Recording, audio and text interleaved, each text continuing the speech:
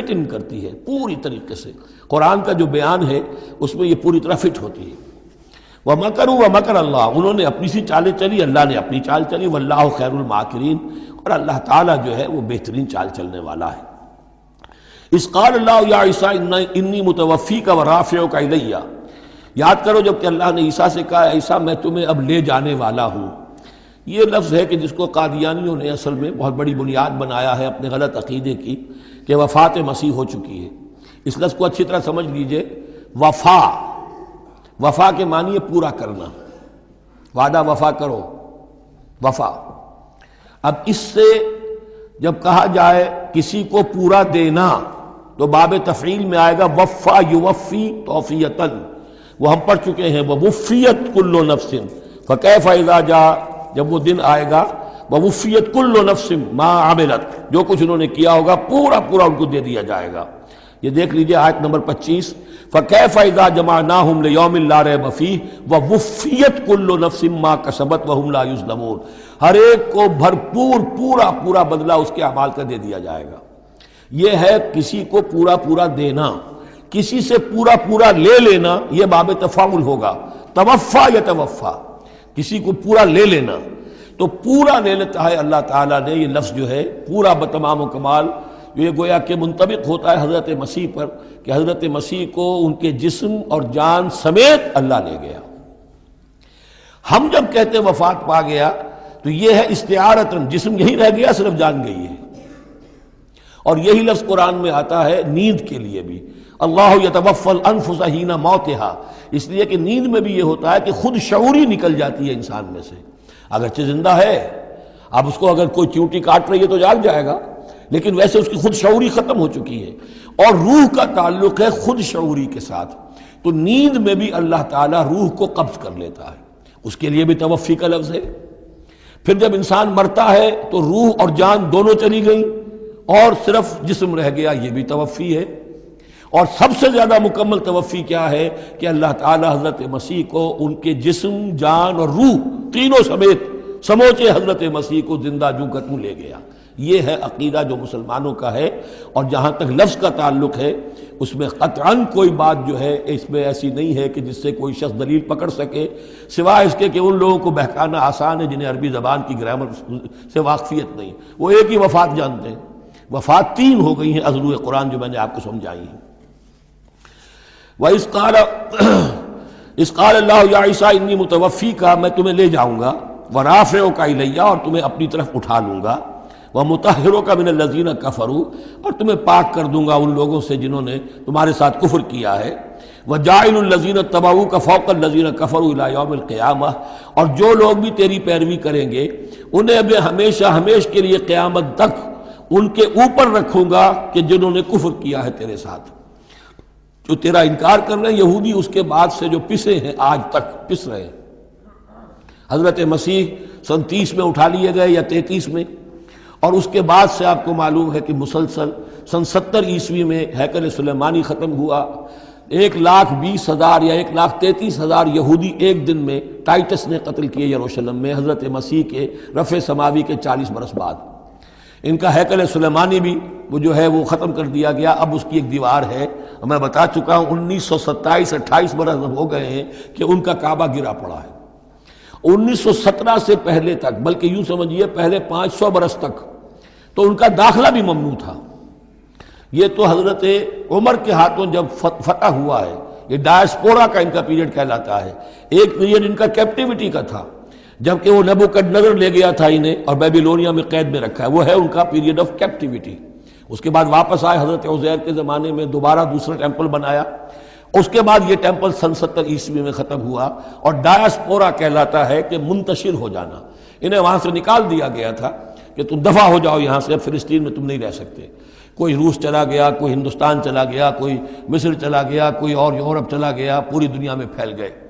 یہ ڈائسپورا اولاً ختم ہوا ہے حضرت عمر رضی اللہ تعالیٰ عنہ کے ہاتھ سے جب فتح ہوا ہے یروشلم. اس وقت حضرت عمر نے اس کو یروشلم کو اوپن سٹی قرار دیا کہ یہاں عیسائی بھی آ سکتے ہیں، مسلمان بھی آ سکتے ہیں، یہودی بھی آ سکتے ہیں، یہ سب کا مشترک شہر ہے. لیکن جو عیسائی تھے یروشلم کے، انہوں نے جب ہینڈ اوور کیا تھا، فتح نہیں کیا تھا مسلمانوں نے یروشلم، ایک ٹریٹی کے تحت، ایک معاہدے کے تحت ہینڈ اوور کیا تھا، اس معاہدے میں یہ شرط انہوں نے لکھوائی تھی کہ یہودیوں کو یہاں آباد ہونے کی اجازت نہیں دیں گے۔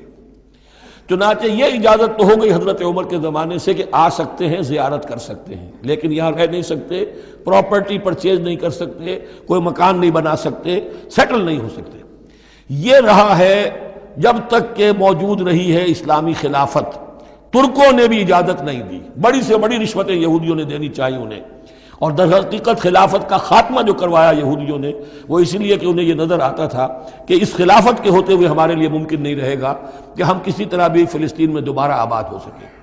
لیکن پھر برطانیہ کے جو وزیر تھا بالفور، اس کے ذریعے سے انہوں نے بالفور ڈیکلریشن 1917 میں حاصل کیا ہے، پھر ان کو حق ملا ہے کہ یہ یہاں آ کر جائیداد بھی خرید سکتے ہیں، سیٹل بھی ہو سکتے ہیں، اور اس کے یوں سمجھیے کہ 31 برس کے بعد پھر اسرائیل کی ریاست وجود میں آئی ہے۔ یہ تاریخ ذہن میں رہے۔ اگرچہ 1917 کے بعد سے انہیں کچھ سانس تو مل گیا ہے، اب ایک طرح سے محسوس ہوتا ہے کہ دنیا میں بڑے اقتدار پر ہیں، مٹھی بھر ہیں، یہ زیادہ سے زیادہ 13-14 ملین ہیں، 1.5 کروڑ سے بھی کم، لیکن پوری دنیا کی سب معیشت جو ہے اس کا بڑا حصہ ان کے کنٹرول میں ہے۔ لیکن پھر بھی یہ سب کچھ جو ہے وہ عیسائیوں کی سپورٹ کی وجہ سے ہے۔ اگر عیسائی ان کی مدد نہ کریں تو ان کا تو یوں سمجھیے کہ ٹکڑے اڑا کر رکھ دیں عرب ایک دن میں۔ لیکن اب پیچھے پوری امریکہ کی حکومت ہے، امریکہ کے حواریین ہیں، خاص طور پر west white Anglo Saxon Protestants, امریکہ اور برطانیہ، وہ تو گویا کہ ان کے زرخرید ہیں ایک طرح سے، اور بھی جو ممالک ہیں عیسائی اب یہ فتح کر چکے ہیں ان سب کو، عیسائیوں کے اوپر ان کا غلبہ ہے۔ اس لیے اب جو شکل ہے وہ بھی یہ ہے کہ ان کا وجود ہے یہی کہ عیسائی ہیں اوپر، اور یہ مانوی طور پر سازشی انداز میں انہیں کنٹرول کر رہے ہیں۔ اذ قال اللہ یا عیسیٰ انی متوفیک ورافعک الی ومطہرک من الذین کفروا وجاعل الذین اتبعوک فوق الذین کفروا الی یوم القیامہ ثم الی مرجعکم فاحکم بینکم فیما کنتم فیہ تختلفون۔ پھر تم سب جو ہے تمہارا لوٹنا میری ہی طرف ہے، اور پھر میں تمہیں بتا دوں گا اور فیصلہ کر دوں گا تمہارے مابین ان باتوں میں جن میں تم اختلاف کر رہے تھے۔ فاما الذین کفروا فاعذبهم عذابا شدیدا فی الدنیا والآخرہ، تو وہ لوگ کہ جو کفر کی روش اختیار کریں گے میں انہیں عذاب دوں گا، بہت سخت عذاب، دنیا میں بھی اور آخرت میں بھی۔ وما لهم من ناصرین، اور نہیں ہوں گے ان کے لیے کوئی مددگار۔ وَأَمَّا الَّذِينَ آمَنُوا وَعَمِلُوا الصَّالِحَاتِ، اور جو ایمان لائیں گے اور نیک عمل کریں گے، فَيُوَفِّيهِمْ، اب دیکھیے وفا یوفی دینا، پورا پورا دینا، تو ان کو وہ پورا پورا دے گا، اجورہم، ان کا اجر۔ واللہ لا يحب الظالمین، اللہ ظالموں کو پسند نہیں کرتا۔ ذالک نتلوہ علیک من الآیات والذکر الحکیم، یہ وہ چیزیں ہیں جو ہم آپ کو پڑھ کر سنا رہے ہیں، گویا کہ یہاں بھی پس منظر میں حضرت جبرائیل علیہ السلام ہے کہ یہ اللہ تعالیٰ کی آیات ہیں اور ذکر حکیم ہے جو ہم آپ کو پڑھ کر سنا رہے ہیں۔ ان مثل عیسیٰ عند اللہ کا مثل آدم، عیسیٰ کی مثال اللہ کے نزدیک آدم کی سی ہے۔ خلقہ من تراب ثم قال له کن فیکون، اسے بنایا مٹی سے پھر کہا ہو جا، وہ ہو گیا۔ اب یہ آیت وہ ہے قرآن مجید میں کہ جو لوگ بھی اسپیشل کریشن کے قائل ہیں کہ حضرت آدم کسی ایولیوشن کے نتیجے میں کسی سپیشیز کے وجود میں آنے کے بعد اس کے ایک فرد کی حیثیت سے نہیں ان کا استفاع ہوا، بلکہ وہ اسپیشلی کریٹ کیے گئے ہیں مٹی سے براہ راست، ان کے حق میں یہ آیت دلیل ہے۔ تو یہ جو بھی نظریات ہیں ابھی، چونکہ ایولیوشن بھی ہے تو وہ بھی نظریہ ہے، تھیوری آف اسپیشل کریشن ہے وہ بھی نظریہ ہے۔ نظریوں کے باب میں انسان ادھر ادھر کوئی رائے رکھ سکتا ہے، ابھی یہ کوئی طے شدہ حقائق نہیں ہے۔ ان میں ہم غور کر سکتے ہیں کہ قرآن مجید میں کس مقام پر کس چیز کے لیے کوئی تائید یا کوئی تھوڑی سی توثیق نکلتی ہے۔ تو اللہ کے نزدیک تو عیسیٰ کی مثال ایسے ہی ہے جیسے آدم، اسے مٹی سے بنایا اور کہا کن فیکون۔ تو اب اگر آدم اسپیشل کریشن کا معاملہ ہے تو نہ باپ نہ ماں، بغیر باپ اور بغیر ماں کے، تو کیا وہ الہ بن گئے؟ بنانے والا تو اللہ ہے۔ حضرت عیسیٰ ماں تو ہے باپ نہیں ہے، حمل تو ہوا ہے، 9 مہینے ماں کے پیٹ میں تو رہے ہیں، تو وہ تو آدم سے کم معاملہ ہوا تخلیق میں اعجاز کے اعتبار سے۔ اور حضرت اس سے کم تر ذرا دیکھ لو تو بوڑھے پھوس حضرت زکریا اور بوڑھی پھوس ان کی اہلیہ جو ساری عمر بیوہ رہیں، جو وہ رہیں بانج رہی اور ان کو اللہ نے اولاد دے دی. تو یہ سارے جو ہے معجزات ہیں، اللہ کا اختیار ہے، جو چاہے کرے. اس سے کسی کی الوہیت کی دلیل نہیں نکلتی. الحق من ربک، یہ حق ہے آپ کے رب کی طرف سے. فلا تکن من الممترین، تو ہرگز نہ ہو جانا اس میں شک کرنے والوں میں سے. فمن حاجک فیہ، تو اے نبی جو بھی اس معاملے میں آپ سے اب بھی حجت بازی کرے، جھگڑا کرے، بحث کر رہا ہے، ابھی سینگ الجھا رہا ہے بحث کے اندر، من بعد ما جاءک من العلم، جبکہ آپ کے پاس تو العلم آ چکا، آپ جو بات کہہ رہے ہیں وہ علی وجہ البصیرت کہہ رہے ہیں. فقل تعالوا، تو اب آخری چیلنج کیا ہے؟ کہہ دیجئے اچھا آؤ. یہ جو ان کا آیا تھا، دو بڑے بڑے ان کے لاٹ پادری تھے، ابو حارثہ ابن علقمہ اور قرظ بن علقمہ، اور ان کی سرکردگی میں 70 افراد تھے جو کہ نجران سے آئے تھے. یہ سارا کئی دن معاملہ چلتا رہا، اور پھر آخر میں حضور سے کہا گیا اچھا آپ مباہلہ کیجئے. قل، ان سے کہہ دیجئے تعالوا، آؤ، ندعو ابناءنا و ابناءکم، آؤ ہم بلاتے ہیں اپنے بیٹوں کو، تم بلاؤ اپنے بیٹوں کو. ونساءنا ونساءکم، ہم بلا لیتے ہیں اپنی عورتوں کو، تم بلاؤ اپنی عورتوں کو. وانفسنا وانفسکم، اور ہم بھی آ جاتے ہیں تم بھی آ جاؤ. ثم نبتہل، پھر ہم گڑ گڑا کر اللہ سے دعا کریں. فنجعل لعنت اللہ علی الکاذبین، تو ہم کہیں کہ اے اللہ جو ہم میں سے جھوٹا ہو اس پر لعنت کر دے. یہ مباہلہ ہے. اور یہ مباہلہ ہوتا ہے کب؟ جب کہ احقاق حق ہو چکے، بات پوری واضح ہو جائے، آپ کو یقین ہو کہ یہ میرا مخاطب جو ہے بات سمجھ گیا ہے، صرف ضد میں اڑا ہوا ہے.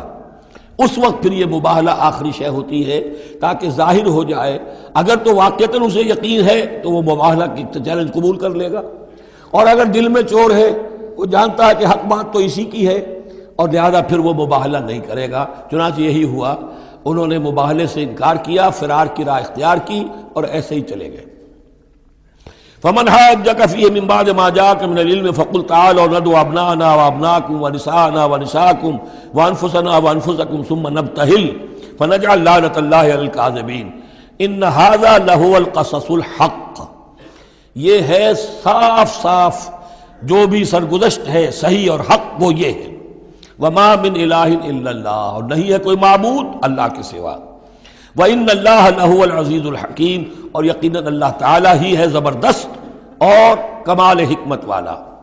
یہاں اب دوسرا حصہ ختم ہو گیا. یہ 31 آیات ہیں، 32 اور 31 مل کر یہ 63 آیت پر.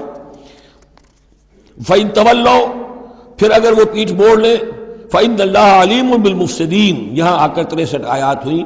پھر اگر وہ پیٹھ موڑ لیں تو اللہ تعالیٰ خوب جانتا ہے مفسدوں کو کہ یہ ماننے والے نہیں ہیں، لہذا وہ پورا قافلہ واپس